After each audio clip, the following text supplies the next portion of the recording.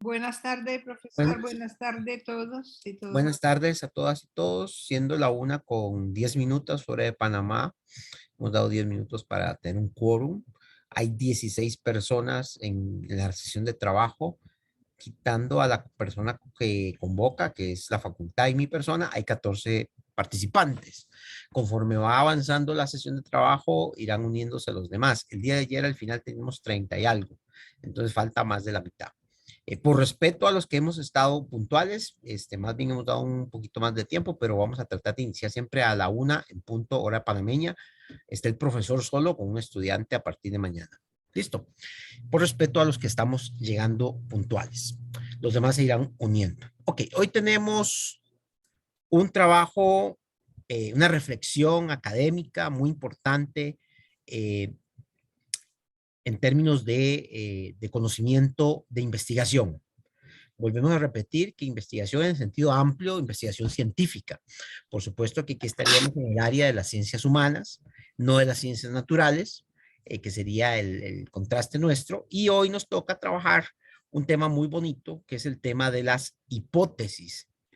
Las hipótesis en la investigación científica. Como veremos más adelante, eh, hipótesis viene de dos palabras que significan dos palabras básicas, dos raíces: hipo, bajo o debajo, y tesis, que significa proposición o argumento o situación. Entonces, una hipótesis, por decirlo así, sería una explicación o un supuesto que está, digamos, que dice algo sobre ciertos hechos reales o factuales y que sirve de soporte para darle sentido.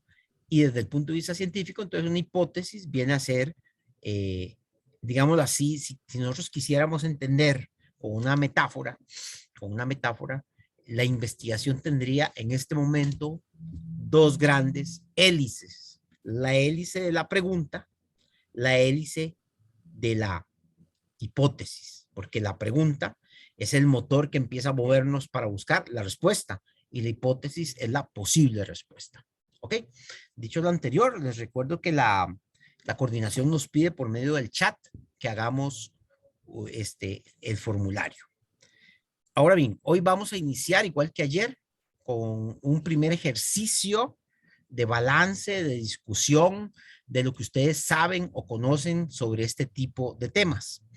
Sin embargo, el día de ayer, el profesor David Pájaro Huertas les hice llegar un texto de lectura obligatoria para el día de hoy que se llama La formulación de hipótesis, donde él extrae, resume una serie de cosas que vamos a ver hoy. Hay libros enteros sobre qué es una hipótesis y cómo se construye, capítulos enteros en libros. Entonces nosotros pues hemos escogido un texto base es lo suficientemente claro para trabajarlo. Durante la sesión de trabajo, aparte de lo que yo les comente, les voy a mandar otro texto bastante interesante donde podemos ver algunos elementos claves de cómo se construye una hipótesis, cómo se construye su validación. Pero vamos a iniciar ahorita con un trabajo. Igual que ayer, vamos a hacer salas, pero en este caso vamos a utilizar otra metodología de trabajo colaborativo. Esas salas van a ser dinámicas. ¿Qué significa eso?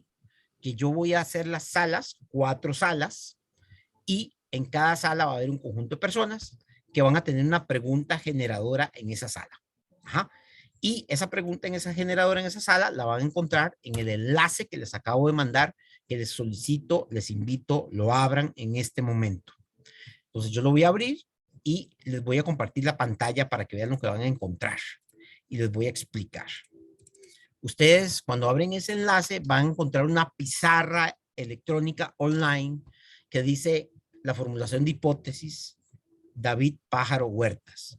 Y van a encontrar 4 preguntas que son las 4 preguntas que orientan al autor en este ensayo. La primera pregunta: ¿qué es una hipótesis? La segunda: ¿cómo se formula? La tercera: ¿para qué sirve? Y 4: ¿cómo se contrasta? Esas son las 4 grandes preguntas, digámoslo así, de la sesión de trabajo del día de hoy. Entonces, ¿cómo vamos a trabajar? Voy a hacer 4 grupos aleatorios. Entonces, por ejemplo, a Javier Torres y a don Francisco nos toca en la sala 1. Entonces, en 10 minutos conversamos, si leímos, obviamente tenemos más base, o si no, con base en lo que nosotros conocemos, ¿qué es una hipótesis? Y rápidamente nos ponemos de acuerdo y en esos 10 minutos aquí le damos más y escribimos una hipótesis es, y ahí seguimos escribiendo todo lo que nos pongamos de acuerdo en 10 minutos. Una vez que está listo, entonces, ay, perdón, una vez que está listo,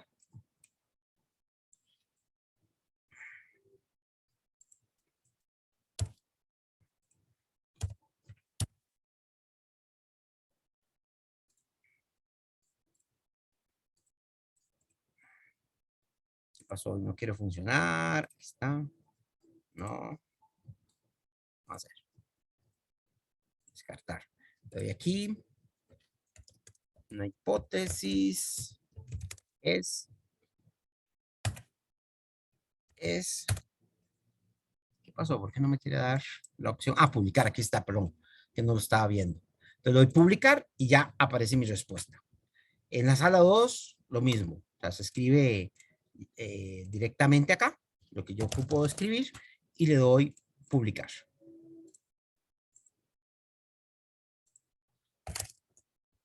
Publicar. Y ahí se publica. Y si quiero hacer comentarios, los puedo comentar ahí. Entonces, vamos a repetir. La herramienta sirve de esa forma. Simplemente ahí donde está el más, se hace el más, se escribe la respuesta directamente aquí arriba o aquí abajo y se pone publicar y ya aparece. Tenemos 10 minutos. A los 10 minutos, ¿qué va a pasar?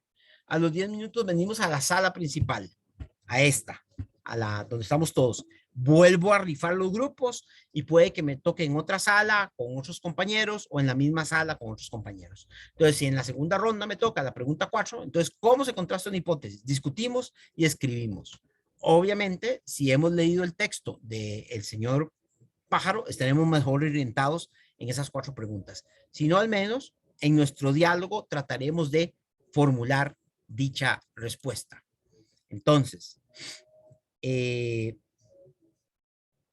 pregunta. Eh, vamos en la primera ronda, sobre todo porque es la que siempre les cuesta más ubicarse, va a ser un poquito más grande, de 15 minutos, ¿ok? Ya las otras iban a ser de 10. Listo. Y este ejercicio lo vamos a repetir unas 4 veces o 5 máximo para, digámoslo así, hacer este proceso dinámico. Entonces, vamos a hacer la primera ronda y en la primera ronda yo me meto en cada sala para, digamos, aclarar alguna duda puntual que tengan ustedes. Vamos, salas de grupos, voy a hacer 4 salas, las creo. Opciones, van a ser la primera ronda va a ser 15 minutos.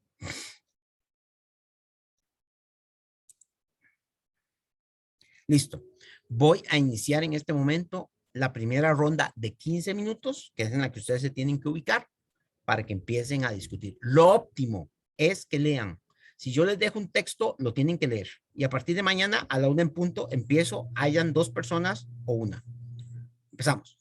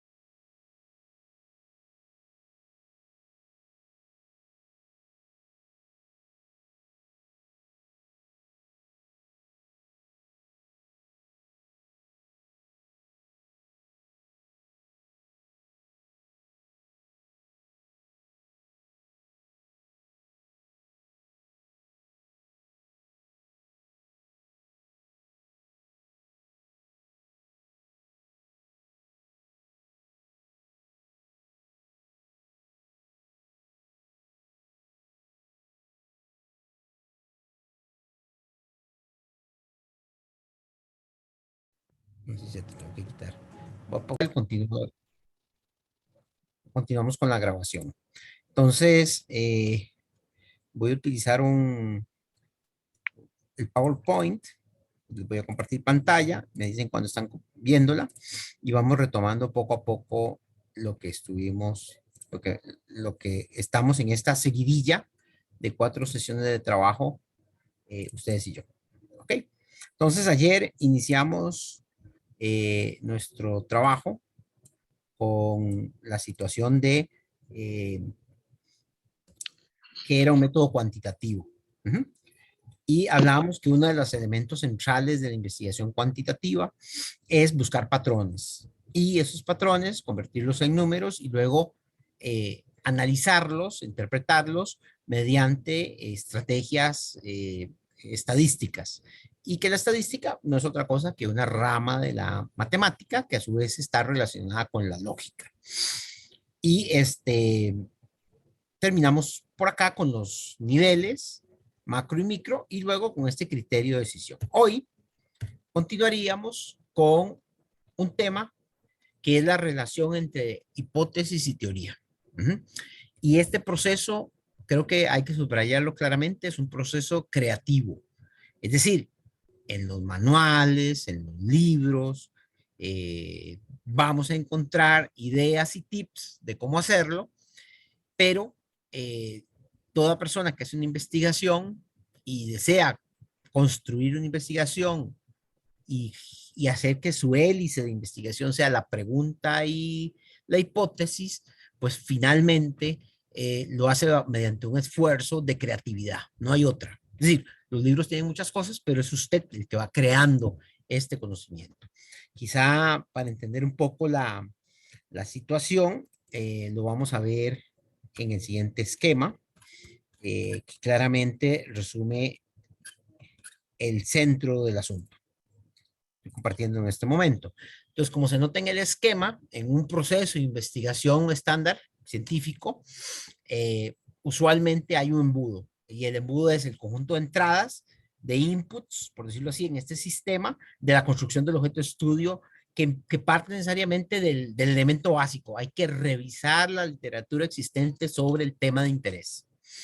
Y la revisión del estado del arte es en sí mismo todo un proceso, digamos, un entrenamiento que hay que saber hacerlo para poder lograr visualizar y entender, digamos, sobre la temática, cuáles son los autores, las corrientes, las teorías, las principales metodologías y lo más importante, los principales hallazgos científicamente comprobados, de tipo descriptivo, de tipo relacional y sobre todo de tipo explicación causal. Y, por supuesto, localizar las hipótesis, las teorías e hipótesis que en este momento son científicamente avaladas por la comunidad internacional sobre los distintos temas de interés en los cuales usted está investigando.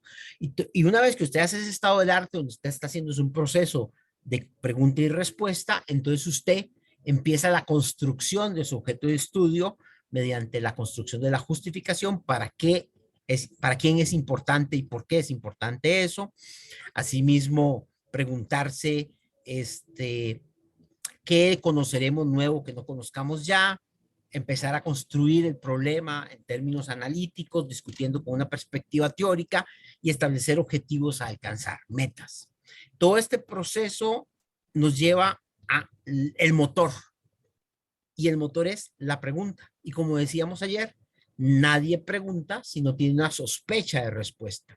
Entonces la hipótesis funciona como ese diálogo del motor, porque para que exista el movimiento se ocuparían estos dos, este yin-yang, este positivo y negativo, llamémoslo así, que genere esta polaridad, que genere el movimiento creativo de la investigación, o sea, el proceso de operacionalización, el proceso de metodología, el proceso de recogida de datos, el proceso de análisis de datos, y vean la palabra que estoy usando, proceso, algo dinámico, cambiante, que tiene pasos, que tiene momentos, ¿ok? Pero vean que en el embudo no podemos hacer nada si no se crea la pregunta y la hipótesis. Y ese es el puente o el diálogo entre lo que existía y lo que yo estoy creando nuevo.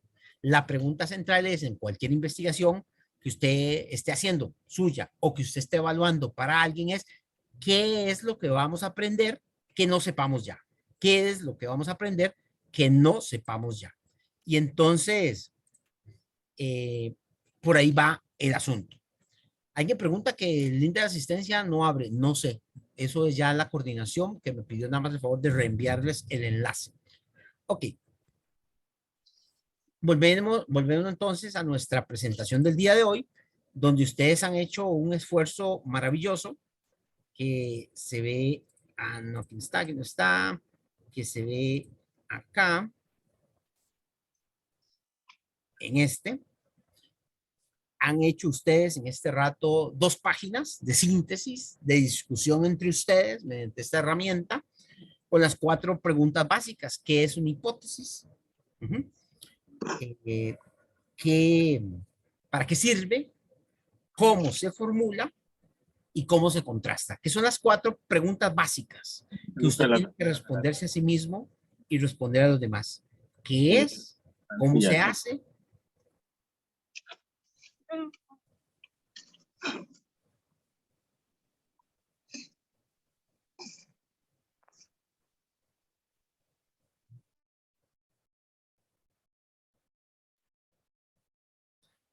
¿Cómo se hace? ¿Cómo se contrasta? ¿Ok?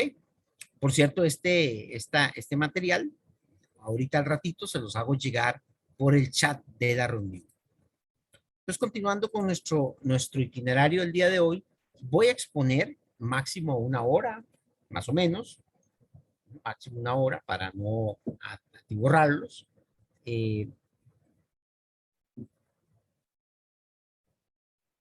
Vamos a trabajar de la teoría a la hipótesis, una teoría creativa.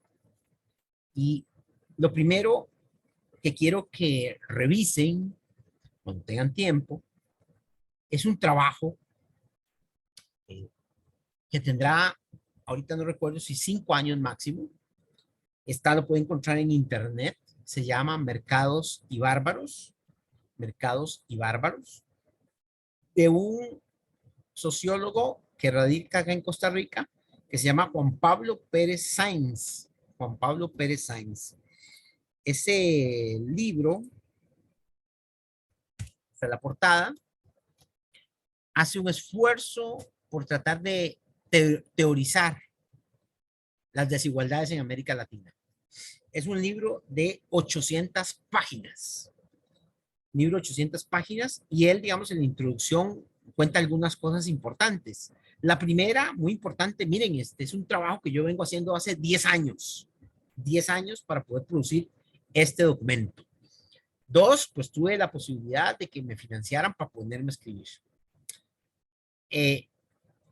Y luego, entonces, el texto tiene, digámoslo así, la virtud interesante, para el que lo quiera leer con calma, de que, digámoslo así, la exposición del documento, vamos a ver dónde está el índice, el capítulo 1 es el estado del arte. El capítulo 2 es el estado del arte. ¿Cuáles son las principales teorías que en ese momento que él publica el libro, que escribe el libro, explican la desigualdad en el mundo y en América Latina? Y en 60 páginas resume esa literatura. La literatura está disponible al final, son 100 páginas de revisión de literatura, ¿ok? Y el segundo capítulo, que es donde me quiero concentrar hoy, es el marco teórico de su propuesta. Entonces, ven qué interesante. Capítulo 1, mi estado del arte. Capítulo 2, mi pregunta e investigación con mis hipótesis razonadas a la luz de un marco teórico. Ajá. Y luego a partir del trabajo del 3 en adelante, de la página 115 hasta la página 656, es decir, 500 páginas para darle duro a las hipótesis. Es decir, todas las pruebas empíricas que dan a destruir sus hipótesis. Él se encarga de destruir sus propias hipótesis, porque eso es lo que hace un científico. Propone una hipótesis y la idea es destruir la hipótesis. Esa es la idea básica, destruir la hipótesis.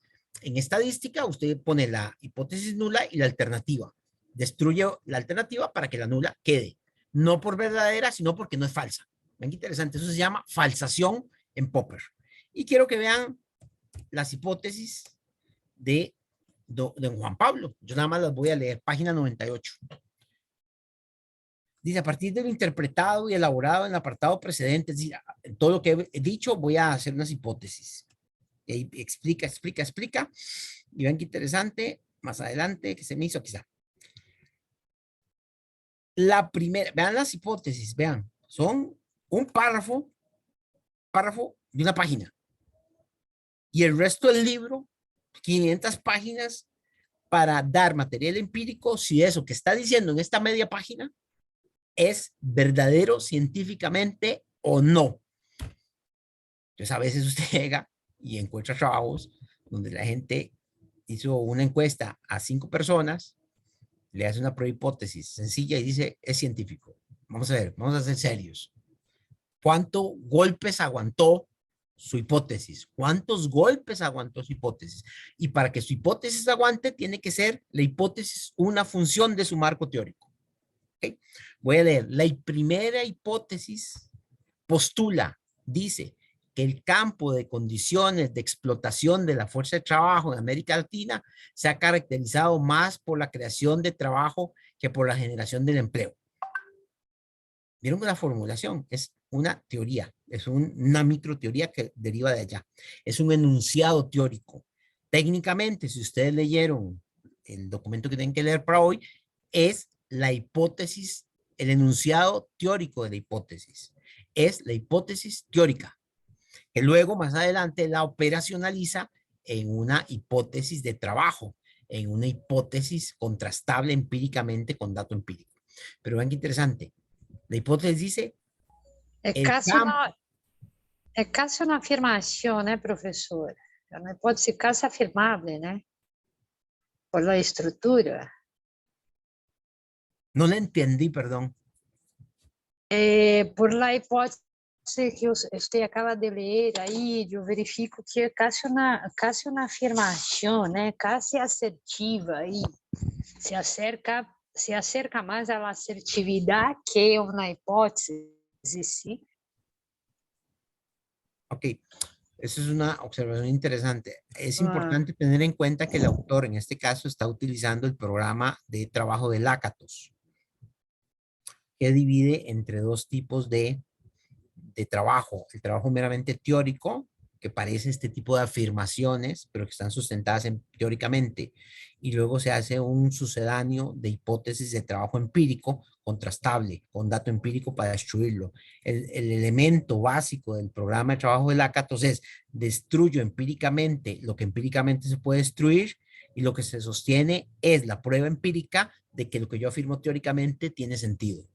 Es una forma de construcción científica que utiliza ese estilo de trabajo. ¿Ok? Eso es importante tenerlo en cuenta. Entonces, sigo leyendo. Concomitante, se formula una segunda hipótesis, referida al otro campo de desigualdades de excedente. En este sentido, el acaparamiento de oportunidades de acumulación en América Latina ha sido el privilegio de unos pocos, y la gran mayoría de los pequeños propietarios han sido excluidos de tales oportunidades. Estas dos hipótesis reflejan situaciones que se dan a pesar de momentos de acumulación, etcétera, etcétera, etcétera. Lo que quiero que me entiendan es, para poder entender las hipótesis, tienen que leer el capítulo 1 y 2. Pero aquí estamos frente a un trabajo científico que tiene dos características importantes. Uno, el programa de Lakatos, afirmaciones teóricas que luego se convierten en afirmaciones empíricas para destruirlas. Y dos, las primeras 100 páginas de la investigación presentan el problema. Las siguientes 500 páginas presentan el proceso de destrucción creativa, llamaría Schumpeter a esto, de destrucción creativa de las hipótesis planteadas. Y como dice en algún momento Henry Lefebvre, en el campo de epistemología, lo que tenga que resistir, que resista. ¿Ok? Volviendo entonces a nuestra exposición. Mercados y bárbaros, entonces también algo interesante. para los que son del área de sociología. En el caso del suicidio de Durkheim, que es un texto de 1900, texto original, de investigación original, ustedes verán que él va planteando esta misma lógica. Plantea un razonamiento teórico y luego hace una hipótesis. A partir de esa hipótesis teórica, genera un conjunto de hipótesis empíricas a verificar. Así rápidamente, para ponerles un ejemplo. En algún momento dice, mire, el tipo de religión, el tipo de fe que profesan las personas condiciona la probabilidad de mayor o menor probabilidad de suicidio del individuo. Claro, la tesis central del libro del suicidio es que el suicidio no es un acto individual egoísta, sino que es un hecho social y colectivo. ¿Ok? Esa es la gran teoría que está detrás. Pero, digamos, en esta afirmación teórica lo que dice es, mire, en esta afirmación, esta hipótesis teórica es la pertenencia, las prácticas religiosas y la pertenencia a cierto tipo de creencias religiosas condiciona la probabilidad de mayores tasas o menores tasas de suicidio entre las personas. Entonces, a partir de esa hipótesis teórica, genera una hipótesis empírica de contraste. Por ejemplo, el enunciado va a decir más o menos así: los católicos se suicidan menos que los protestantes. Empíricamente, entonces habría que llenar el contenido. Hay una probabilidad del 90% o entre los hombres católicos, de cada 100, 90 se suicidan, y entre los protestantes de cada 100, 95 se suicidan. Y así sucesivamente. La hipótesis teórica me lleva a una hipótesis empírica. Y entonces eso nos lleva entonces a una agenda de exposición para el día de hoy en los siguientes puntos: retos y oportunidades, obstáculos comunes, una breve reflexión sobre el papel de la teoría, luego de las hipótesis y de la creatividad. Obstáculos, retos y oportunidades y obstáculos comunes. Uno de los principales obstáculos comunes que tenemos en Centroamérica es el manejo claro de la función de la teoría. Sobre todo en generaciones más jóvenes. No sabría darles una explicación clara de por qué, es decir, de dónde viene el problema, pero tengo 10 años de dedicarme a docencia en varias partes de Centroamérica, específicamente en lo que es diseño de tesis de posgrado, maestrías y doctorados en varios países, incluido Costa Rica. Entonces me enfrento a sentarme con el estudiante a construir su objeto de investigación.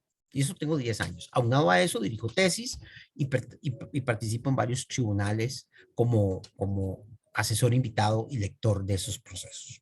Y hay varios problemas comunes, obstáculos comunes. El primer obstáculo común que encuentro es que el entrenamiento que reciben muchos maestrantes y doctorantes es su capacidad de teorizar, es su capacidad de construir teoría. La mayoría de los documentos que presentan, en la forma en la que se presentan, y la mayoría en la cual, a partir de eso, de esos textos, ellos construyen su objeto de investigación, denota mucho digamos, no haberlos entrenado en el arte de hacer teoría. Es decir, algunos conocen bastante bien las teorías de su área y me citan autores y me citan lo que esos autores dicen, pero a la hora de tomar toda esa mezcla y construir el objeto de estudio y construir un argumento lógico de cómo funciona la realidad, ahí hay un gran salto. En el peor de los casos, yo me he encontrado con tesis de maestría y doctorado donde lo que hay es un marco conceptual que erróneamente se le pone el nombre de marco teórico. ¿Por qué? Porque un marco conceptual es un conjunto de conceptos que me permiten pensar, porque para eso son los conceptos. Los conceptos son herramientas para pensar, dice Michel Foucault en Arqueología del Saber, son herramientas con las que yo pienso. Pero un concepto, luego otro concepto y otro concepto y así sucesivamente. Es decir, 5, 10, 50 conceptos chorreados uno tras del otro, y entonces uno dice, ok, pero ¿dónde están las conexiones entre esos conceptos? ¿Cómo esos conceptos me permiten a mí responder tres preguntas muy sencillas que debe contestar un buen marco teórico? Y en el cual un marco teórico no tiene que ser gigantesco, puede ser un marco teórico expuesto en 20, 30 páginas, o menos. Uno, ¿cómo funciona la realidad según ese marco teórico? Y cómo funciona la realidad es tratar de explicar la realidad, es tratar de entender las tuercas y tornillos que están allí, digámoslo así, funcionando, esas poleas de la realidad, cómo están articuladas y cómo se dan los procesos dinámicos de las cosas que están frente a mí. Es decir, que me explique el mecanismo que está allí frente a mí. Parte del proceso es que no nos entrenan a pensar de esta forma. ¿Cuáles son los mecanismos que están allí? Los mecanismos y submecanismos. ¿Cómo funciona eso que está frente a mí? Entonces, yo tengo un conjunto de conceptos y en muchos casos, conceptos que nada más están puestos y definidos por un autor sin mayor discusión, como si el concepto no tuviese una disputa por el sentido de ese concepto de entre distintos autores. Por decir cualquier cosa en este momento, la democracia se entiende como un párrafo y uno dice, ok, se puede hacer un libro entero, una tesis entera tratando de tratar de entender la polisemia de los distintos autores que hablan de la democracia. O sea, la pregunta que hay que hacerse es, ¿de qué democracia me habla cuando democracia me habla? Por tanto, la pregunta es, ¿de qué X se habla cuando de X se habla en esta investigación? Que usted asuma que esa es la postura teórica que es mejor, ok, eso es distinto. Pero si usted dice, esta es la definición y no la razona, no la discute, no la pone en disputa y luego a partir de eso dice, me decanto por esta, ya sea que yo la construí, ya sea que yo la suscribo de un autor o que yo subsumo de varios autores esa definición. De hecho, hace unas semanas, 2 semanas, me mandaron una tesis doctoral donde el estudiante decía que quería hacer, vean qué interesante, quería hacer un estudio sobre el crecimiento de los nanostore en una capital de Centroamérica. Y entonces, claro, suena muy loco e interesante. Yo decía, nanostore, qué bonito suena eso. Entonces yo empiezo a leerla, me voy al marco teórico a ver qué son nanostore. Era un párrafo de 5 líneas. Y básicamente decía que los nanostore son las tiendas pequeñas, que en América Latina se llaman pulperías. Y ese era el tema central, la pregunta central y la discusión central era un párrafo. Teóricamente era un párrafo. Y el párrafo lo único que me decía era, son establecimientos, son comercios pequeños donde la gente compra productos indispensables y usualmente en América Latina se llaman pulperías. Pues, claro, yo le devuelvo, ¿para qué le ponen nanostore? Eso es rimbombante, póngale pulpería. Estoy haciendo un estudio sobre pulperías. Es decir, nada más le pongo nanostore para que suene bonito. Y Papillon no razonó de eso. Tuve también otro caso de una tesis doctoral hace unos años, donde se hacía un razonamiento, una tesis doctoral, donde se hablaba de las experiencias de las personas en un poblado transfronterizo, aquí en Costa Rica, entre Costa Rica y Nicaragua. Y el concepto central era experiencia. Y en el marco teórico no había ni una sola línea sobre el razonamiento del concepto experiencia. La semana pasada me tocó un examen de candidatura doctoral donde el estudiante presentaba una discusión, quería hacer un trabajo muy interesante tratando de establecer el perfil de salida de estudiantes de una escuela de administración acá en Guatemala, el perfil de salida en términos de sus habilidades de liderazgo empresarial, duras y blandas, versus las necesidades de un mercado específico que le interesaba estudiar, que era el mercado de las aseguradoras. ¿Qué tipo de líderes ocupan las aseguradoras? Líderes gerenciales, en términos de sus habilidades o competencias, ¿verdad? Específicamente de habilidades blandas y duras. Listo, expone el compañero y toda la cosa. Y no hay, ni en la exposición, ni en el documento, ni una sola línea que teóricamente aborde el concepto liderazgo gerencial. Estamos. Entonces son obstáculos comunes. El obstáculo común es no estamos aprendiendo a teorizar. No estamos aprendiendo a teorizar. No es que no podamos usar teorías de otros lados, es que hay que aprender a pensar con esas teorías. Y es donde está el reto. Incluso lo pueden encontrar en internet, un texto muy interesante de Hugo Semmelmann con Z, Pensar teórico, pensar epistémico. ¿Qué dice Hugo Semmelmann? Varias de sus teorías interesantes, tesis interesantes en ese paper. Pensar teórico, pensar epistémico de Hugo Semmelmann. Dice, primero, mire, es que nosotros en América Latina importamos de Europa, importamos de Estados Unidos un conjunto de teorías muy buenas, pero que están desfasadas, están en divorcio con nuestra realidad. Por dos cosas, porque no están adaptadas al contexto histórico o porque son teorías que han sido superadas por otras teorías más nuevas. Y por tanto, ese desfase necesitamos superarlo. Y necesitamos aprender a pensar epistémicamente. ¿Qué es pensar epistémicamente? Empezar a pensar las relaciones que usted quiere ir a observar, que usted quiere ir a registrar, que usted quiere ir a comprobar. Dos tesis básicas. Hay otras en el texto. Entonces volvemos al problema. El problema acá es, necesitamos aprender a, puedo decirlo con Kant, a pensar por mí mismo, a pensar por mí mismo. Y pensar por mí mismo, de repente es de darme el taco a taco de dialogar con los distintos autores globales y consagrados o locales, parroquiales, con los cuales yo puedo dialogar. Que me permitan pensar la realidad. ¿Por qué? Porque un buen marco teórico debe responderme a la pregunta, ¿cómo funciona la realidad según ese marco teórico? ¿Cómo funciona la realidad cuando el marco teórico no puede responder a eso, a lo más que es un marco conceptual, un conjunto de conceptos que si uno es honesto, hasta los puede ordenar como glosario en orden alfabético. Máxime cuando hay conceptos que se supone son centrales y están definidos en un parrafito. Peor aún, cuando vienen definidos por Wikipedia.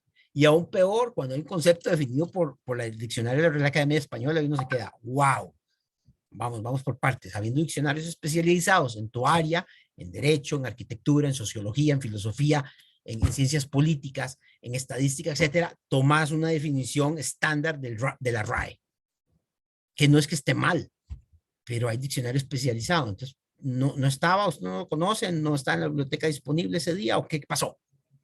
Vamos, entonces, este arte de construir teoría lo hemos tenido en América Latina,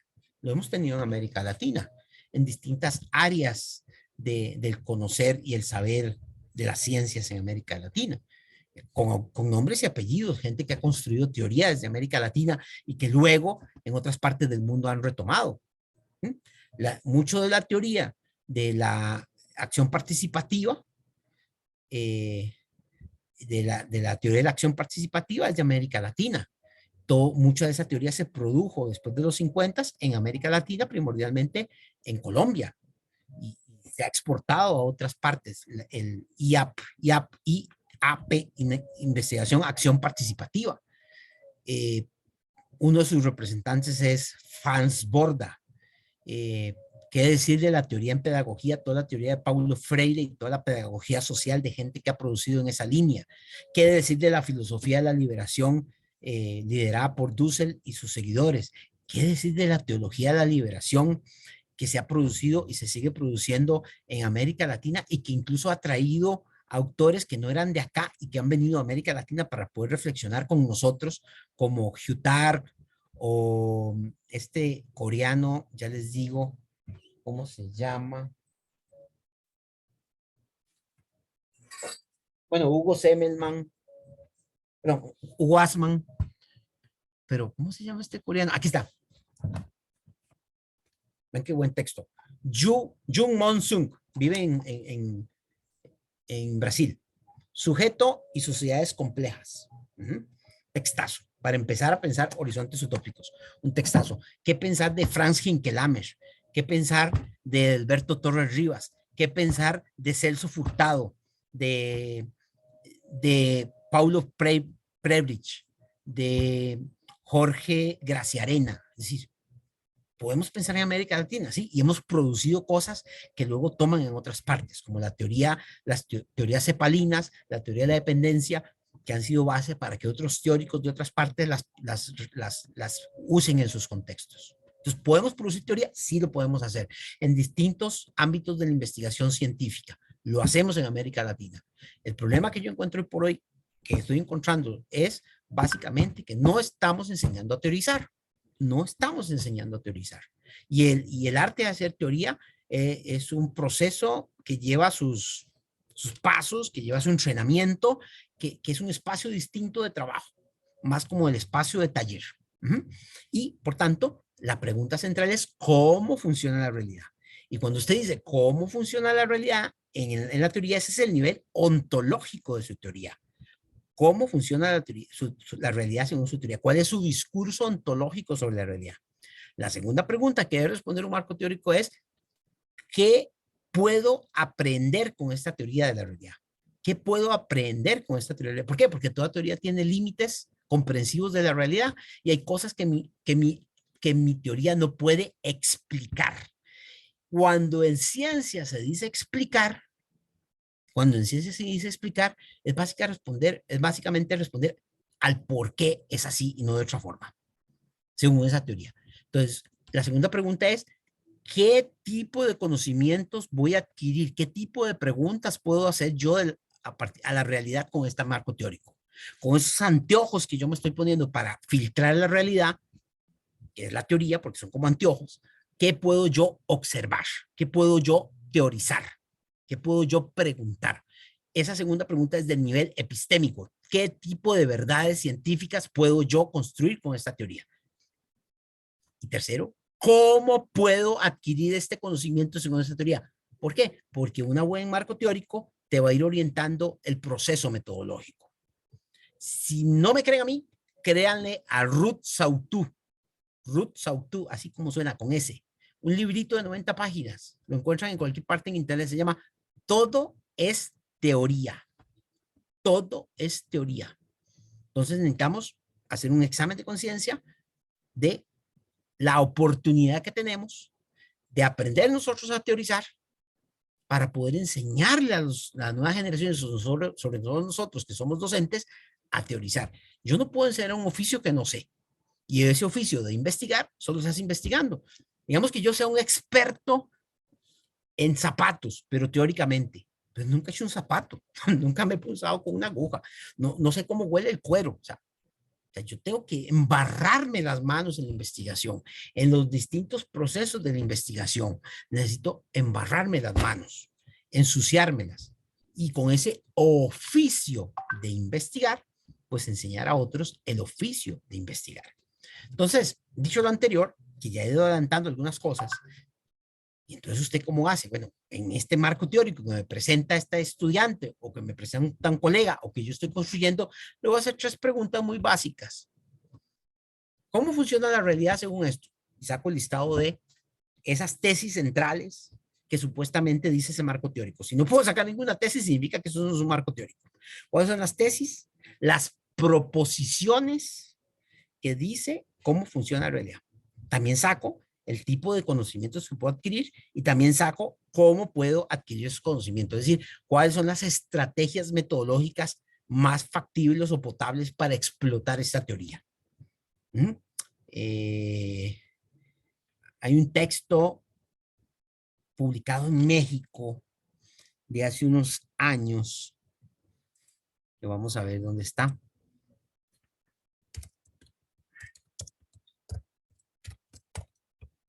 Que es maravilloso para entender esto que les acabo de decir. Metodología de investigación, de Pantoja. Pantoja, debe estar en bibliotecas. Debe estar en bibliotecas. Debe estar en bibliotecas, habrá que buscarlo. Metodología de investigación científica de Pantoja. Aquí es este. Debe estar en biblioteca. Gabriel Gutiérrez Pantoja. Es un librazo de metodología de investigación, un librazo. Muchas veces nosotros leemos libros que no son de América Latina. Bueno, volviendo a autores centroamericanos. ¿Ustedes nunca han leído a Martín Baró? Pues maravilloso. O sea, si usted se dedica a lo que es psicología social, Martín Baró es referente ineludible. Murió asesinado en el año 89 en la UCA. Ok. Les recomiendo buscar este libro en internet. Creo que solo está el volumen 1, pero los 2 volúmenes deberían estar en bibliotecas, porque es un libro que antes solo estaba en bibliotecas. Gabriel García Pantoja, yo lo leí hace varios años y mi fotocopia debe estar en la casa de mi mamá en alguna parte, pero tendría que buscarla en algún momento o volver a la biblioteca a sacarle copia. Pero este se los recomiendo así a ciegas. Es un librazo en 2 volúmenes de cómo se vincula teoría y metodología. Un librazo absoluto. Entonces, volviendo entonces a nuestra capacidad de preguntarle. Ahora, cuando estamos en ciencias sociales, psicología, historia, antropología, ciencias políticas, ciencias de la comunicación colectiva, etcétera, todo lo que es ciencias sociales, yo agregaría una cuarta pregunta. ¿Cómo son los seres humanos que usted está modelando? ¿Cómo son esos seres humanos que usted me presenta en esa teoría? ¿Tienen cuerpo? ¿No tienen cuerpo? ¿Son autómatas? ¿Son acción? ¿Son agencia? ¿Están aislados? ¿Son racionales? ¿Son pasionales? Vamos, si un marco teórico no me puede responder las 4 preguntas, per se no es un marco teórico. O sea, le falta carnita analítica, razonamiento. No es copy-paste de lo que dicen, es articular un discurso, un argumento lógico que me permita entender la realidad. ¿Por qué? Porque como lo dice Kant en Crítica de la Razón Pura, yo no tengo acceso directo a la realidad. Yo no tengo acceso directo al noumeno, a la esencia de las cosas. Yo lo que tengo es un acceso diferenciado a su manifestación, a su fenómeno. Y es a partir del estudio del fenómeno, mediante un conjunto de categorías que lo ordenan, es decir, del marco teórico que ordena esa realidad, es que yo le doy sentido a esa realidad. Ahora bien, teoría, entonces, finalmente es un problema del siguiente tipo. Está la realidad que a usted le interesa estudiar, de esa realidad usted reporta algo que de sumo interés, y usted como sujeto epistémico, que está separado, pues no está directamente unido a él porque usted no tiene acceso directo a la realidad, entonces usted empieza a construir, en primer lugar, una explicación, un argumento lógico, trata de entenderlo, trata de darle sentido a esa realidad. Esa explicación o argumento lógico en ciencia es el marco teórico, que es especulativo, que es en este instante metafísico, porque implica un elemento meramente discursivo de la realidad. Es un, digámoslo así, para que nos entendamos, una suerte de ensayo. En este momento es a priori, es antes de la evidencia empírica, a priori antes de cualquier evidencia empírica. Le estoy dando este sentido en este instante. Y una vez que usted logra empezar a construir este proceso, entonces usted hace un salto de fe al vacío y va a la realidad a contrastar, a recoger evidencias, preguntas, y la realidad le devuelve esas evidencias, esos datos. Y aquí viene algo muy interesante. Lo sabemos en América Latina de los años 60. El dato se construye. El dato se construye. Incluso en un texto que se llama El oficio del sociólogo, de los años 60, de Bourdieu, Chambauderon y Passeron, dicen que todo instrumento de investigación, una encuesta, una guía de entrevista en profundidad, una guía de historia de vida, un análisis documental, todo instrumento que es la mediación entre mi persona, sujeto epistémico, y la realidad, es una teoría en acto. Todo instrumento es una teoría en acto. ¿Por qué? Porque intencionalmente la teoría me dice qué tengo que ir a observar, cómo tengo que observarlo, etc. Entonces, este proceso dialógico, dialéctico, de tensión entre lo que yo le pregunto y lo que la realidad me contesta, yo lo logro. Entonces, en ese momento, empezar a conquistar y construir mi objeto de investigación. Desde la realidad, que es difusa, yo empiezo a construir un objeto de investigación que está cargado teóricamente de datos. Y aquí hay algo muy interesante que expone Marx en Crítica de la Economía Política, Introducción a la Crítica de la Economía Política, que es un texto de 1800 algo. Yo sé que hoy por hoy, como nos gusta tanto APA, no leemos textos de hace más de 5 años, entonces probablemente un texto de 1800 algo no lo hemos leído. Aparte, Marx está ahora, no está de moda, entonces tal vez nunca lo hemos leído. Pero dice Marx algo muy interesante en ese texto y en otros, y es que los conceptos abstractos tienen que llenarse de determinaciones históricas para construirse como conceptos concretos. Bueno, Marx es muy viejo y no le creen, entonces lean algo más moderno, de los años 60, Dialéctica de lo concreto, de Karel Kosik. Okay. Entonces, pero volviendo a esto, en este proceso dinámico de la construcción del conocimiento, en primer lugar yo construyo un discurso metafísico, la teoría, que tiene hipótesis de trabajo, que me llevan a la realidad, a buscar la evidencia, la realidad me da cierta evidencia y es donde yo empiezo a darle más forma concreta al objeto de investigación. Y en ese proceso, entonces yo empiezo en un diálogo entre mi teoría y la metodología. Entonces, vamos a decir, siguiendo a Mario Bunge en varios textos, a la Casa de la Realidad y Ontología 1, por citar solamente dos donde lo dice explícitamente, una teoría es un modelo simplificado de lo real. Y ese modelo simplificado de lo real me permite a mí pensar lo real, modelarlo.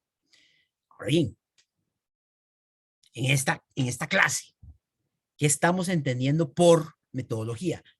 ¿Qué estamos entendiendo por metodología? Estamos entendiendo por metodología el conjunto de operaciones técnicas, y decisiones ontoepistemológicas, que toma el sujeto epistémico o el sujeto investigador, como ustedes quieren llamarlo, que puede ser un individuo o un grupo de individuos haciendo una investigación, que toma el sujeto epistémico para conectar de manera lógica sus conceptos abstractos con sus observables empíricos. Entonces, metodología es el conjunto de decisiones técnicas, pueden ser cuantitativas o cualitativas o mixtas, para conectar el conjunto de decisiones, perdón, el conjunto de operaciones técnicas y decisiones ontoepistemológicas que toma el sujeto epistémico para conectar sus conceptos abstractos, su marco teórico, con sus observables empíricos.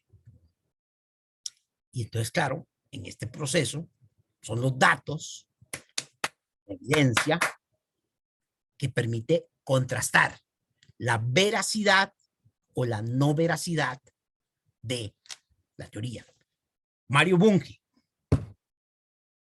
en el libro Buscando, no tengo aquí, lo tengo en mi casa, Buscando la filosofía en las ciencias sociales, como en la página 120, dice lo siguiente: los conceptos en ciencia no son verdaderos ni falsos. Lo que son verdadero o falso son las proposiciones empíricas que yo hago a partir de esos conceptos, es decir, sus observables. Lo que es veraz o no es el observable empírico. ¿Ok? Bien. Ven qué interesante. El siguiente salto es el siguiente. El sujeto, ¿vieron? El sujeto epistémico construye el objeto de investigación. Pero ¿qué es la parte interesante? Que cuando usted le manda el libro, o el paper, o la tesis a la comunidad científica, los distintos sujetos epistémicos que van a discutir con usted sobre el objeto de investigación, ¿qué van a discutir? Su representación. La representación que usted hace de ese objeto de investigación, a partir de la presentación de los distintos apartados en los cuales usted presenta el objeto de investigación. Los más típicos en un modelo estándar: la presentación del objeto, que incluye el problema, la pregunta, si hay hipótesis, la hipótesis, los objetivos, la justificación, etcétera. La operacionalización de variables. Un apartado metodológico donde usted explica las distintas mediaciones metodológicas. Otro apartado donde usted explica el apartado teórico de cómo se construye y se entiende el sujeto de investigación. Otro apartado donde usted explica el proceso de análisis de la información obtenida y la discusión con ella, y el apartado donde usted expone sus conclusiones, y si es una investigación guiada por hipótesis, usted es donde termina de reafirmar, se comprueba o se rechaza la hipótesis, y por tanto la teoría se tiene que reformular de esta forma. Seguimos. Entonces vean, lo que yo acabo de decir se puede entender de esta forma. Teoría como el conjunto de conceptos que están articulados entre sí, pero que tienen una lógica de argumento discursivo, que tienen que estar testados mediante un conjunto de datos, pero esos datos es un proceso de toma de decisiones y estructuras técnicas de la metodología que permite medir los conceptos. Y medir los conceptos, como dijimos ayer, no es otra cosa que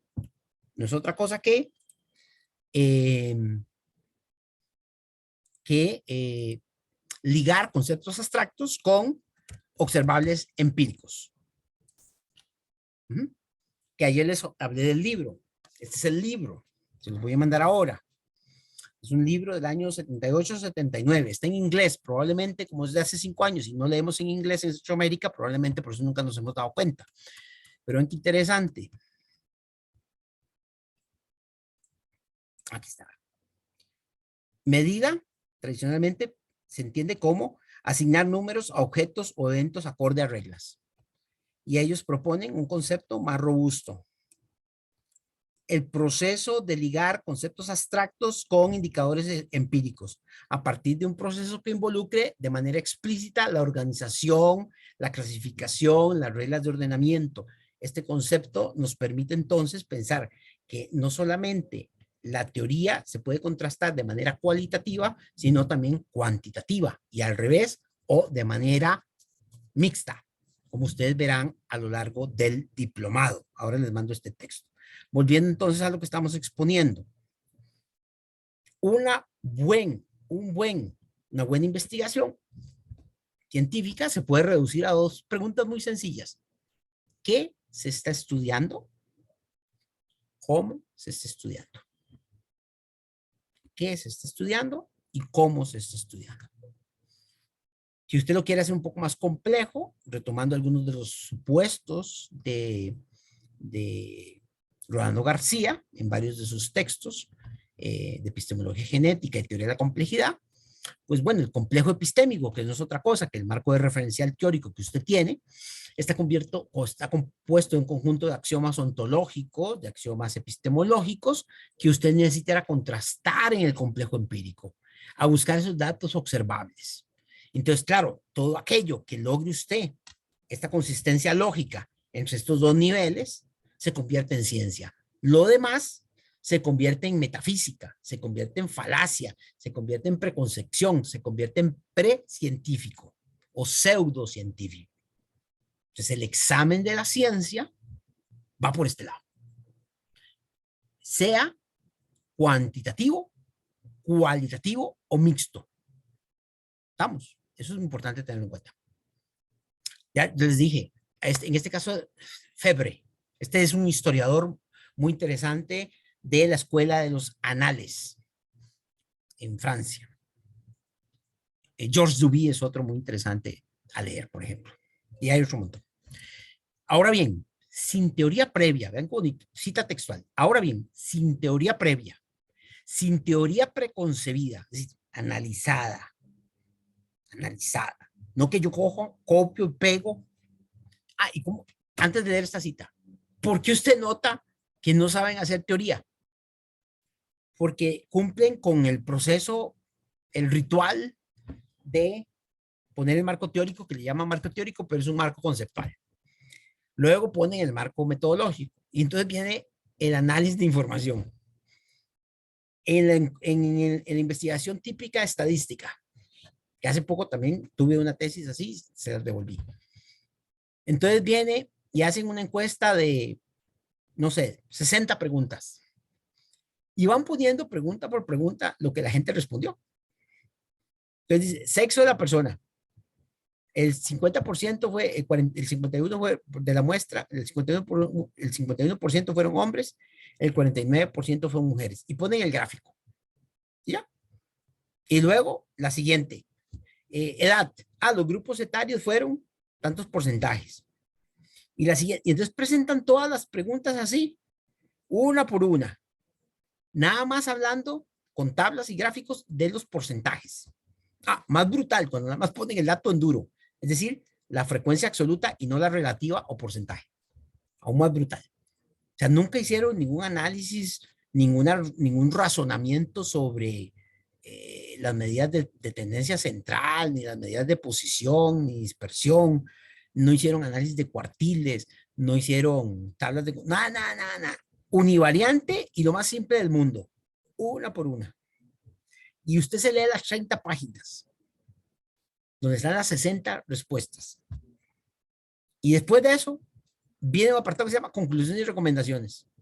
Y hace unas conclusiones ahí, unos conejos que sacan de las bolsas, y luego las recomendaciones al presidente, a las Naciones Unidas, al patronato, a todo mundo le recomiendan, le recetan cosas. Y entonces uno se pregunta, ¿cómo no hay diálogo en el marco teórico? Si es que existe un marco teórico. Se los voy a poner como una pregunta muy bonita. ¿Qué dice la tabla? ¿Y qué digo yo que dice la tabla? Entonces, ¿qué dice la tabla? Es leerla tal cual, o el gráfico. Pero, ¿qué digo yo que dice la tabla? Implica dos ejercicios en el ámbito estadístico. ¿Qué dice la teoría estadística de la interpretación de ese dato? ¿Y qué dice mi marco teórico de la interpretación de ese dato? Máxime si yo construí la data. Entonces, ahí están esos divorcios, porque construir teoría no es solamente la teoría que está en el apartado teórico, no, es que la teoría va desde el título hasta las conclusiones. Todo es teoría. Léanse en ese libro, por favor. Entonces, volviendo acá. Lefebvre. Sin teoría previa,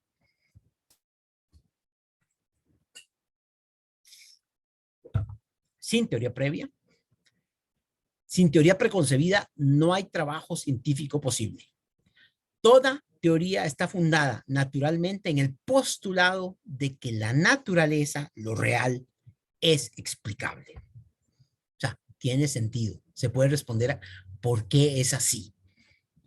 Un historiador que profesa sumisión pura y simple a los hechos, como si los hechos no fueran fabricados por él, como si el dato, el hecho científico no fuera una construcción y conquista de quien investiga, como si no hubieran sido elegidos por él previamente en todos los sentidos de la palabra escoger, y los hechos no pueden ser escogidos por él, es un ayudante técnico que puede ser excelente, pero no un historiador. ¿Qué es lo que está diciendo Lefebvre? Para ser un historiador hay que teorizar el hecho histórico. No basta con hacer crónicas como hacía Heródoto, fechas, datos importantes, hombres importantes, una historiografía. Hay que darle sentido a esa data. ¿Recuerdan? Hay que darle una narrativa a esa data. Hay que darle una narrativa a esa data. Hay que darle una explicación al conjunto de datos. Pero es interesante, una buena teoría, dice Nadel, permite identificar los datos, clasificar los datos, jerarquizar los datos, relacionar los datos e interpretar los datos. Una buena teoría. ¿Dónde estamos fallando? Estamos fallando en la posibilidad y capacidad de producir teoría. Volvemos entonces a donde estamos hoy. Todas estas PowerPoints se los paso el último día porque voy montando un solo PowerPoint. Estamos por aquí. Ya vamos terminando el día de hoy. Entonces, eso nos lleva lo anterior a las hipótesis. ¿Por qué? Por una cosa que vamos a decirlo así.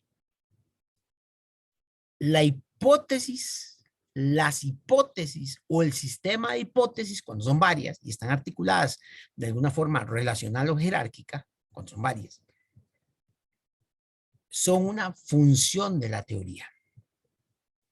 Entonces, cuando usted encuentra una investigación que tiene un marco conceptual y de repente se tiran hipótesis, o incluso más grave, cuando usted está en el proceso de diseño y sin haber hecho una revisión del estado del arte, sin haber hecho el esfuerzo de escribir 5 o 10 páginas teóricas, el estudiante le llega a usted y le dice, profesor, esta es mi pregunta y esta es mi hipótesis que quiero comprobar. Y uno dice, wow, eso fue un salto al vacío y un salto de fe que ni en la Edad Media.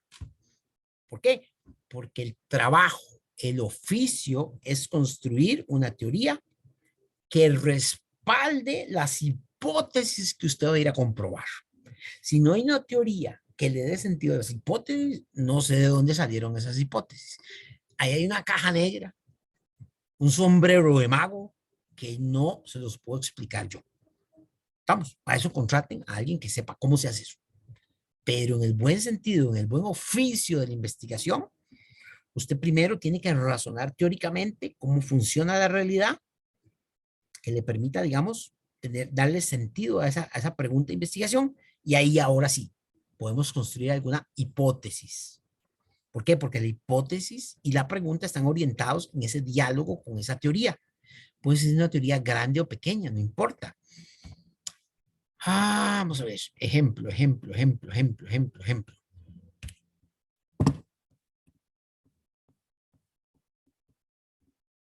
Se llama, siempre se me olvida.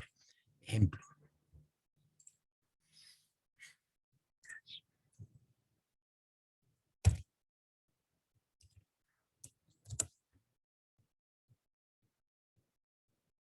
No me acuerdo cómo se llama. Ahorita me acuerdo.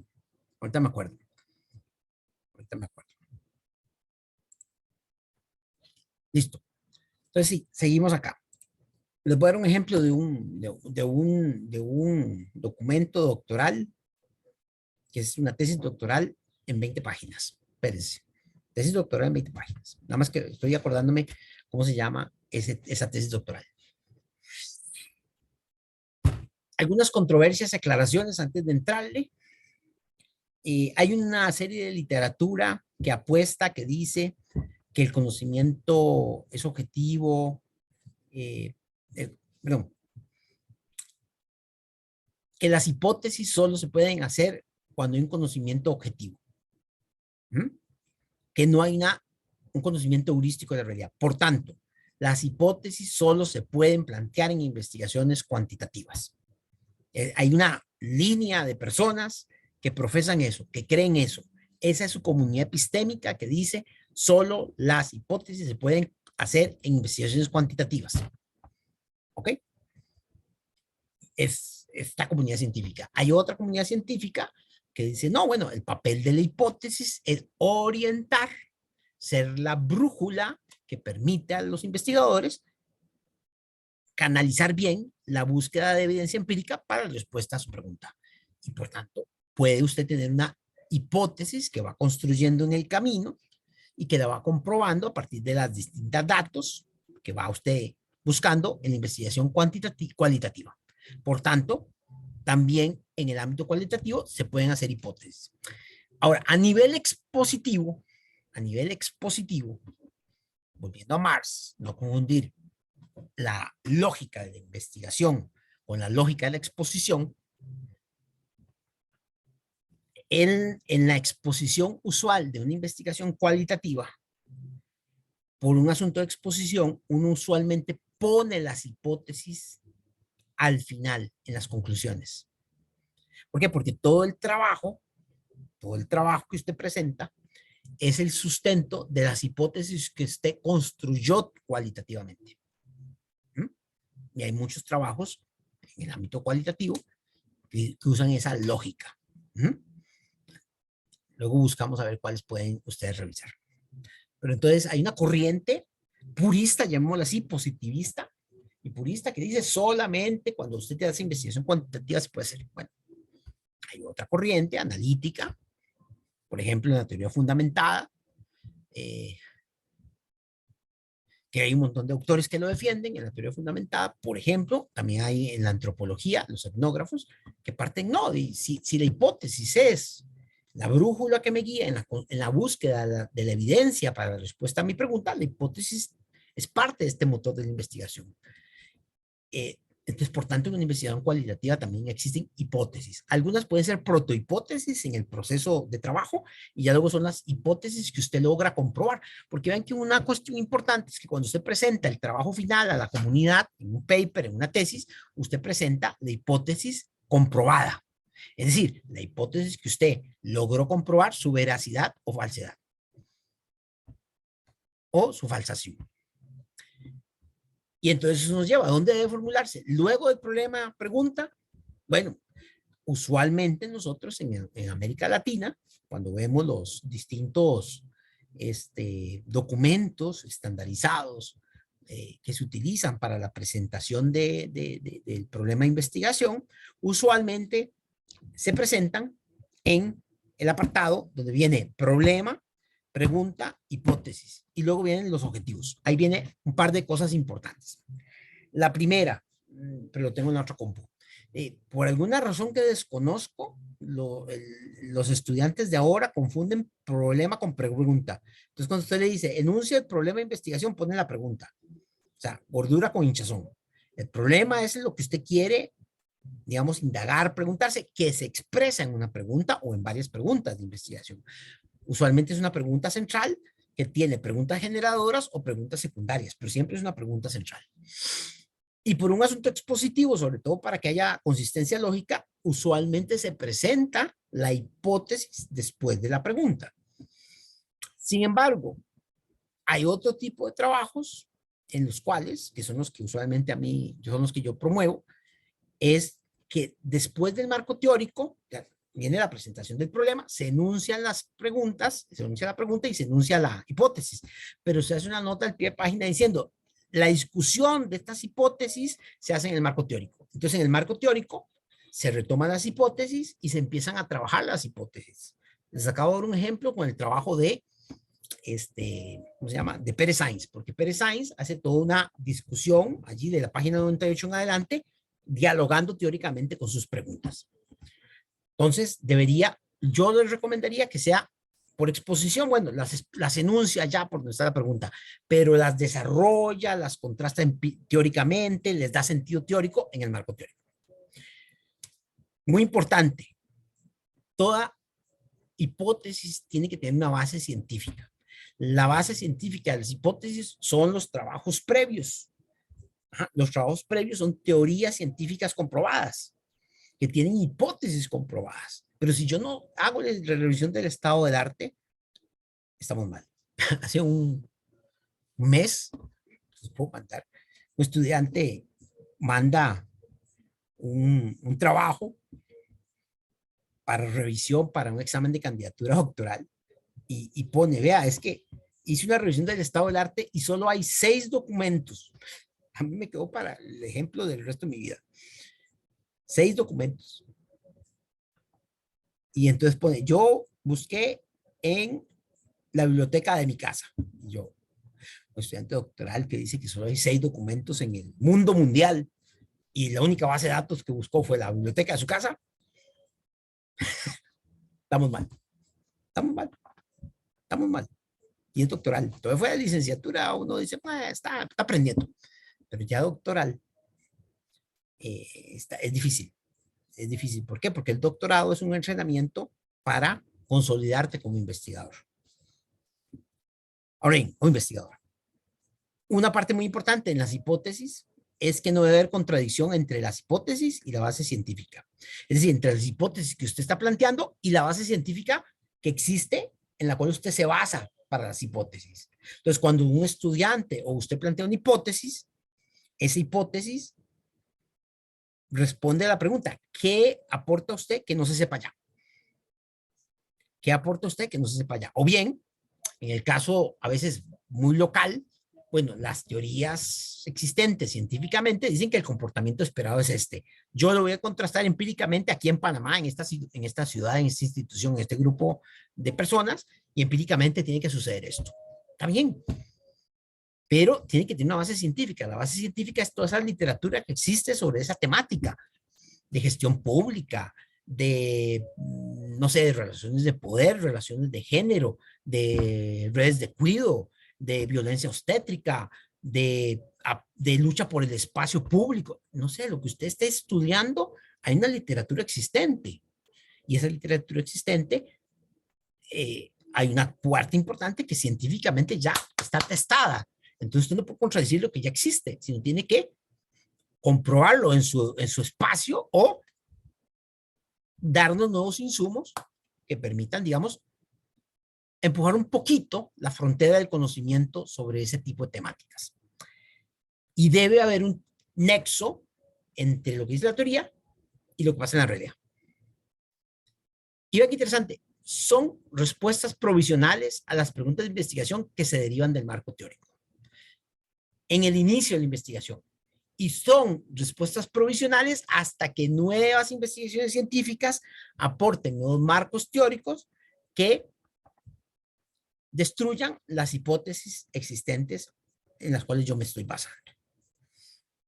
Caballero esboza una definición explícita completa que dice: hipótesis es un enunciado proposicional. ¿Qué es una proposición? Una proposición es un argumento lógico, donde un conjunto de elementos están relacionados con otro conjunto de elementos. Hay muchos textos que pueden revisar. Por economía del tiempo, les recomiendo, no es el mejor, hay mejores quizá, pero de Mario Bunge, sobre todo porque se encuentra en internet, Epistemología. Lo van a encontrar así, la portadita azul, Epistemología. Y hay un apartado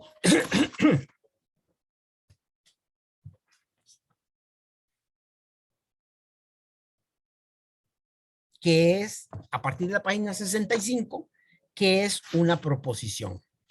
Son 15 páginas donde de una manera bastante sencilla Mario Bunge nos explica qué es una proposición, para que lo tengan en cuenta como lectura recomendada. Entonces dice: hipótesis es un enunciado, un discurso proposicional, lógicamente consistente y semánticamente apropiado. Es decir, que tiene sentido, que no son locuras sobre la realidad.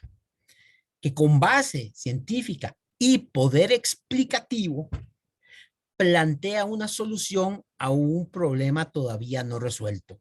Ven, interesante, a un problema todavía no resuelto. Por lo que de manera general orienta la ejecución de la investigación, o sea, orienta la investigación. Es el norte de la investigación. Vean aquí, ustedes lo pusieron.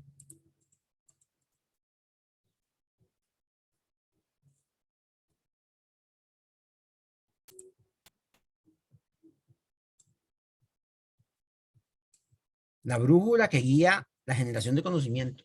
Ustedes no están diciendo nada que, no les estoy enseñando nada que no sepan, ¿ok? Quedemos en eso. Nada más estamos ordenando la casa. Dice: por lo que de manera general orienta la ejecución de la investigación, porque requiere ser contrastada con la realidad, es decir, testada con la realidad,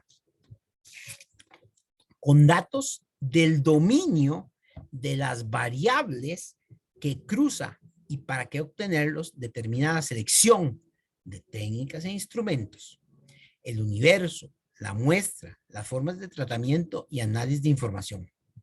Vea qué interesante lo que hace la hipótesis. Si la hipótesis es una función de la teoría, aquí está la teoría, está la hipótesis, ¿qué derivo yo de la teoría y de la hipótesis? Derivo la selección de la técnica, derivo el universo de casos, derivo la muestra, derivo la forma de recoger la información y derivo la forma de analizar la información. Caballero. ¿Y qué dije yo hace un rato que decía Nadel? Toda teoría permite identificar los datos, clasificarlos, jerarquizarlos, relacionarlos e interpretarlos. Entonces, la teoría y la hipótesis también me permiten a mí no solamente saber qué datos ocupo y cómo los voy a analizar, sino también, ¿qué me incluye, caballero? también me dice cuál es tu población, también te dice cuál es tu muestra. Ah. Esa es la centralidad de las hipótesis. Vamos bien, vamos por buen camino, muchachos. Dice, ya que su prueba o disprueba, la prueba o la falsedad de la prueba, constituirá la base para formular conclusiones. Usted no puede hacer conclusiones si no logra, digamos así, construir los datos de la prueba, pero los datos de la hipótesis, y no contrasta esos datos con su marco teórico. Entonces, cuando la gente presenta conclusiones sin haber discutido de manera robusta los datos, entonces ahí no puedes garantizar la inferencia científica de esas conclusiones. Los que a su vez inciden en la proposición, la propuesta de solución ahora ya provisionalmente establecida. Vean qué interesante. Cuando usted logra ya contrastar la hipótesis, usted logra una respuesta provisional. Esa respuesta provisional es válida hasta que aparezca una nueva teoría, con nuevas hipótesis o con nuevos datos que destruyan lo que usted está afirmando. Y esto nos lleva a un problema muy interesante. Un problema muy interesante. Resulta que nosotros tenemos una muy mala costumbre. No pensar en los contrafácticos. No teorizar o buscar evidencia de los contrafácticos. Ya una mala costumbre es que cuando mandamos nuestra investigación no queremos prestar nuestra base de datos, pero la peor costumbre también es no incluir en el protocolo para la validez de la data los contrafácticos. ¿Qué son los contrafácticos? Son de dos tipos. Son datos teóricos que usted incluye en el modelo analítico para estresar los modelos cualitativos o cuantitativos que atentan contra la veracidad de lo que se está presentando. O son evidencia empírica de aquellos casos que muestran los límites de su explicación científica. ¿Ok? Rápidamente, porque hoy no estamos para hablar de contrafácticos. De eso hay una literatura especializada. La mayoría está en inglés. Y está en las bases de datos que ustedes tienen acceso en su universidad. EBSCOhops, Scopus, etc. Ya lo dijimos, lo volvemos a repetir. Hipótesis es una explicación supuesta que bajo ciertos hechos a los que sirve de soporte. Y hay distintas formas de entender las hipótesis. Las hipótesis que usualmente nosotros estamos trabajando en investigación estadística son hipótesis de relación causal. Un conjunto de datos de observables que están en Y o indicadores, perdón, en X, tienen que explicar el conjunto de datos que está en Y. O bien los elementos de X me explican los elementos de Y. O bien, en el caso de los análisis de regresión, donde yo tengo una línea de regresión, los casos, los valores observados, qué tan lejanos o cercanos están al valor esperado de la relación entre X y Y. Y hay distintas situaciones. La importancia, ya los hemos venido diciendo, sugiere el problema a investigar, nos ayuda a acotar, canalizar los objetivos de investigación, orientan al tipo de información requerida, a la selección del método, al universo de la muestra, al tratamiento, o sea, sirve para todo. Sirve para todo. Lo que pasa es que la hipótesis por sí misma, un enunciado de 3, 4 líneas, no tiene sentido si no hay detrás un marco teórico. Y ahí es donde estamos fallando. Seguimos. Las hipótesis pueden ser, y aquí venimos a algo muy interesante, dependiendo de los tipos de alcance de investigación. Las investigaciones exploratorias no son necesarias las hipótesis, primordialmente porque una investigación exploratoria, como dijimos ayer, es un explorador, está llegando por primera vez y probablemente no hay teoría al respecto. Las hipótesis son funciones de las teorías, por tanto, en las investigaciones exploratorias usualmente no hay hipótesis. Regálenme un momento.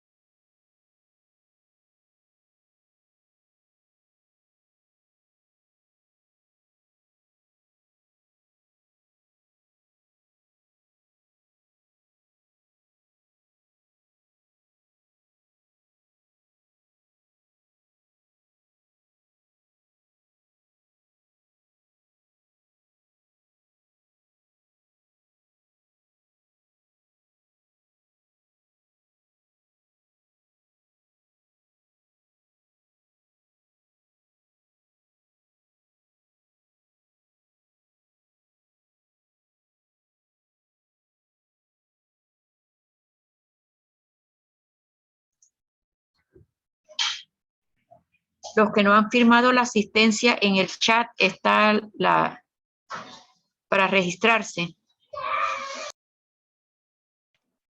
¿Cómo se hace en el chat? ¿Cómo se hace? Sí, abra el chat, ahí dice chat, que Ajá. ahorita mismo dice 2. Ponga el clip ahí. Ah, bueno, ahí salió, ¿ves? Ahí salió. Ah, ya.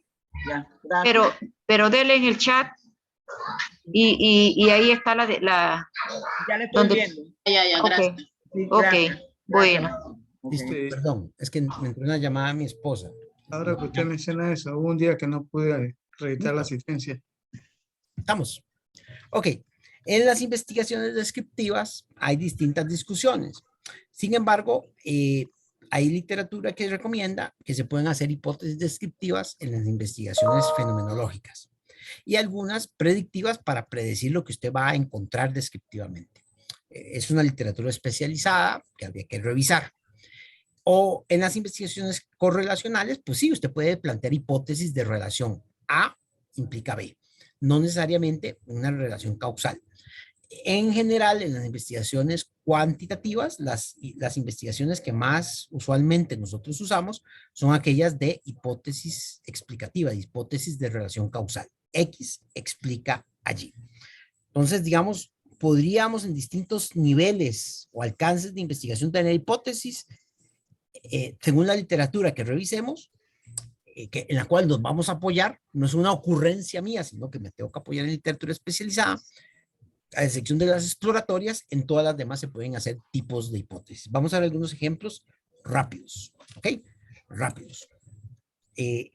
Hipótesis descriptivas o fenomenológicas. Léanlas, por favor, rápidamente.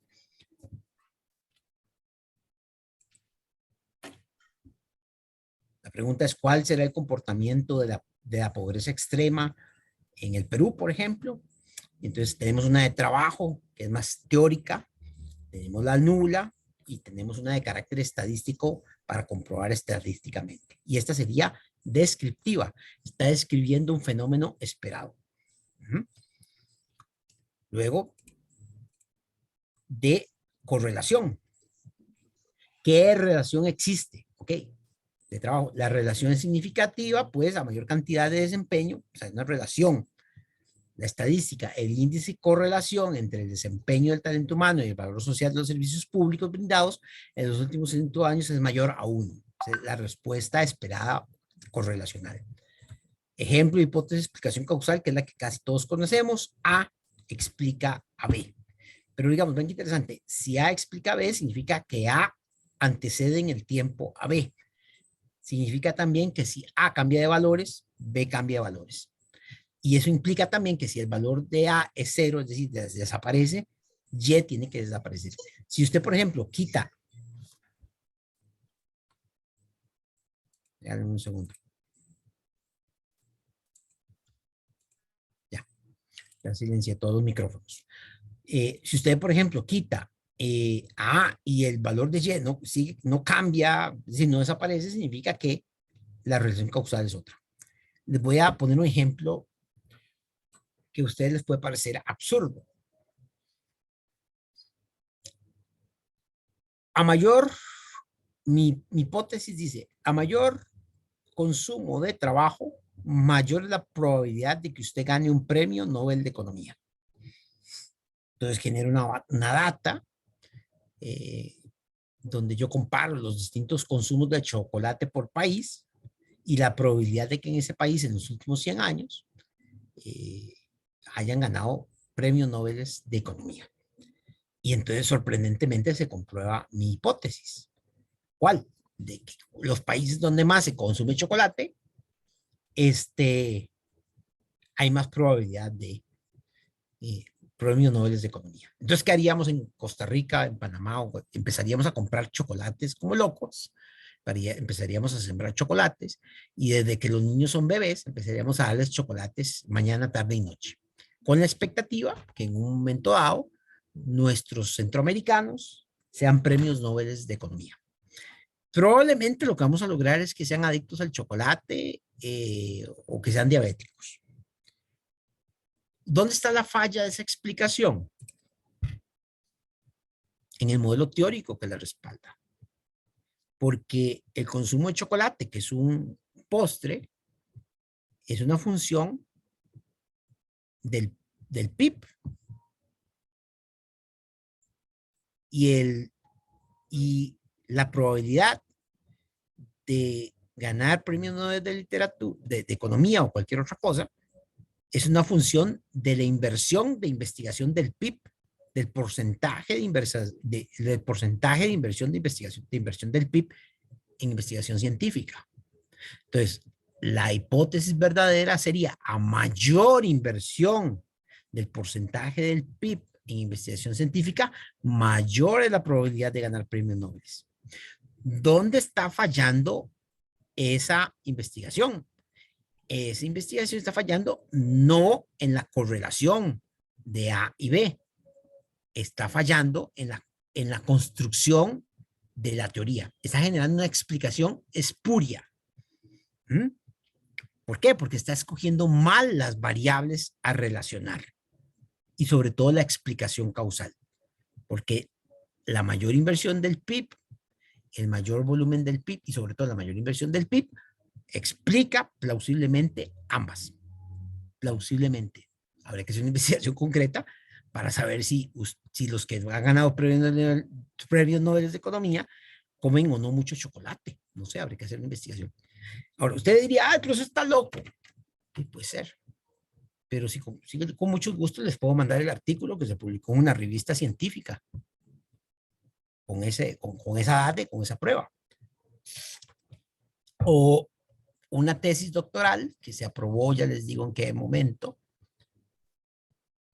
en el 2012, en la Escuela de Relaciones Internacionales de Nueva York, tesis doctoral, que comprobaba los distintos niveles de IQ de las distintas nacionalidades y por tanto a partir de esa prueba estadística se hacían distintas sugerencias de mejora a las políticas públicas migratorias de Estados Unidos.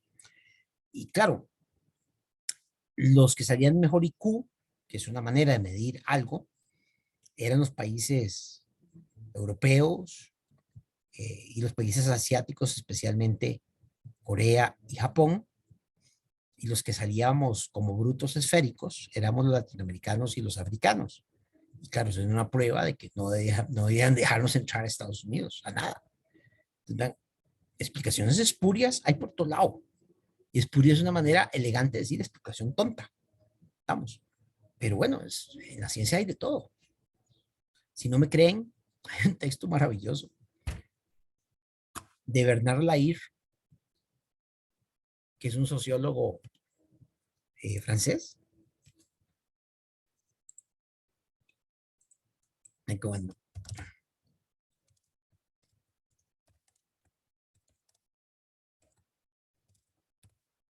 Está publicado. Aquí está. Ven qué bonito. Está publicado. Es un reporte. ¿Cómo llegar a ser doctor en sociología sin poseer el oficio del sociólogo? Es un artículo de 36 páginas de este autor Lahire, donde él participó de una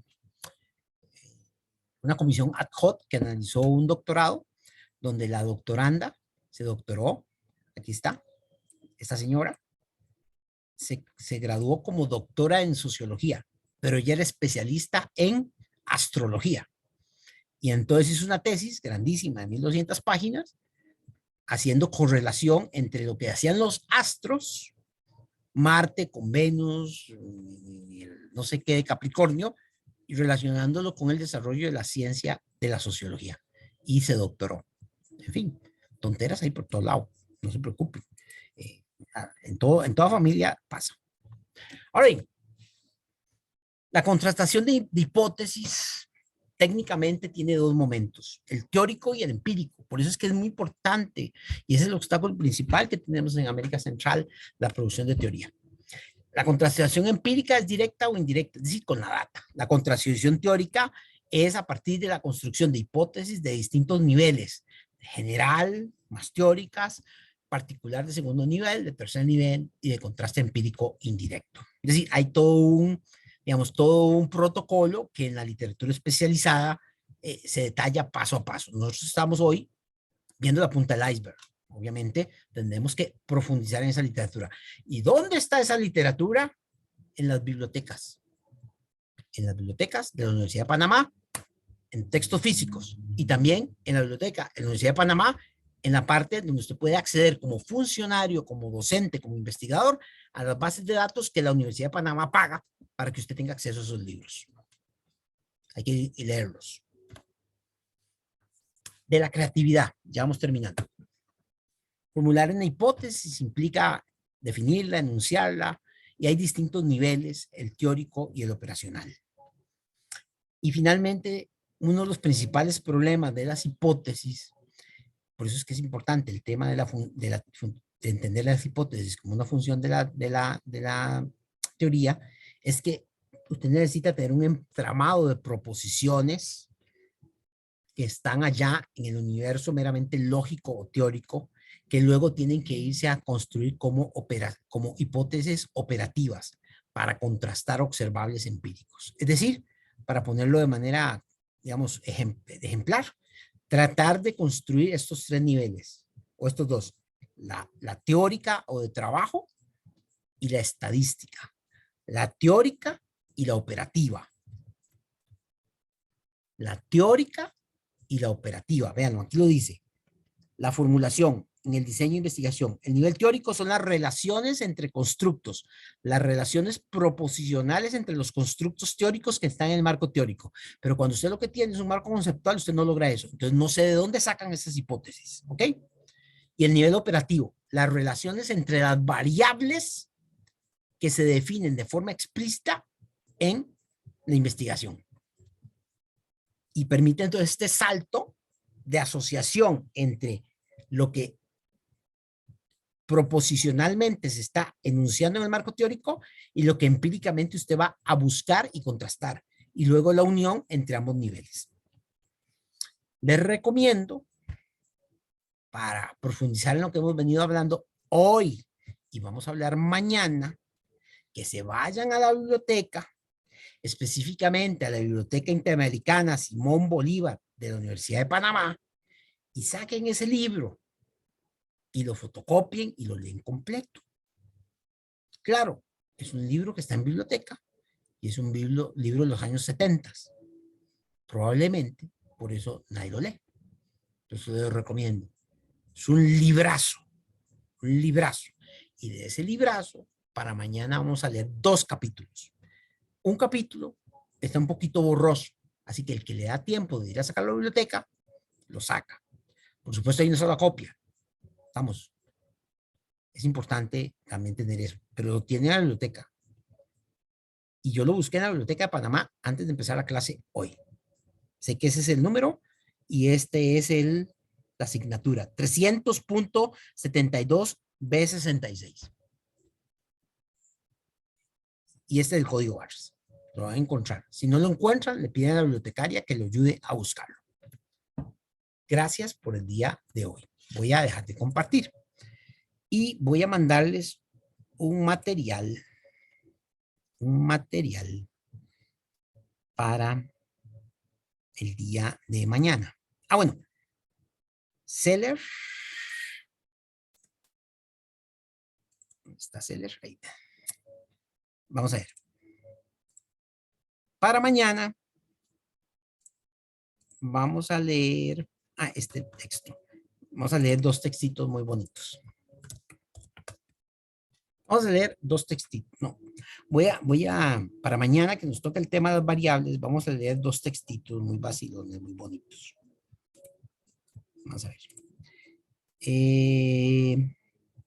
Obligatorio. Este que se los acabo de poner acá se llama Variables. Es un texto muy estándar, no recuerdo cuál es el autor, pero está bastante clarito lo que yo ocupo que ustedes entiendan.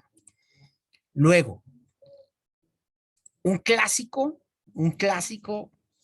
que se llama De los conceptos a los índices empíricos, que es un textazo de los años 50, pero todavía sigue siendo vigente, de Lazarsfeld.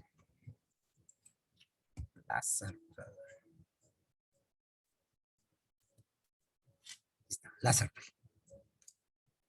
Listo, esos son los obligatorios. ¿Ok?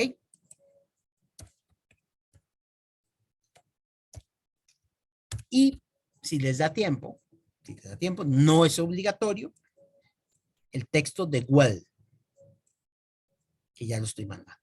Ya se los enseño. Entonces, para mañana, los obligatorios son el de Lazarsfeld, de los conceptos a los índices empíricos. Es un texto escrito en los años 50, pero es un texto que tiene mucha vigencia de cómo se construye, cómo se operacionaliza un concepto abstracto. Mañana lo vemos con calma. Y variables. Y este texto, que también es obligatorio para mañana, bueno, aquí está. Pontificia de Madrid, Pedro Morales. Ahí está. Tipos de variables y sus implicaciones en el diseño de investigación. Es un textito corto, 14 páginas. Pero muy bien, clarito, más clarito no puede ser. Y no obligatorio, está este texto de Well, pero lo van a encontrar en ese libro que les dije de Panamá, que está en la Universidad de Panamá, que se llama Hipótesis y Variables, es decir, cómo se relacionan. Y ahí está, bueno, el que yo les mandé está rayado por mí, son mis rayas, pero digamos yo lo retomo mañana. Y les mandé este de Seller, que ya este nada más era complementario. Entonces, la idea de estas clases es motivarles a seguir investigando, y a fascinarse por el mundo de la investigación, que es la parte más hermosa de este proceso. Son las 3:30, las 4:30. El convenio es que terminemos a estas horas. Y ha sido una sesión de trabajo bastante intensa en sus dos momentos. Y ahorita pues di bastante información que ustedes necesitan. Esta es la punta del iceberg. Vamos, hay mucho que trabajar y leer. La gran ventaja de todo eso está en sus bibliotecas. Vamos, y todos ustedes tienen acceso a esas bibliotecas, como docentes, investigadores o estudiantes. Tanto a la parte física como a las bases de datos. Si no saben localizar los documentos, esa es la función del bibliotecario, ayudarles a hacer esas búsquedas de información y a facilitarles esos documentos para que usted haga mejor su trabajo. No sé si hay alguna consulta concreta, y si no, pues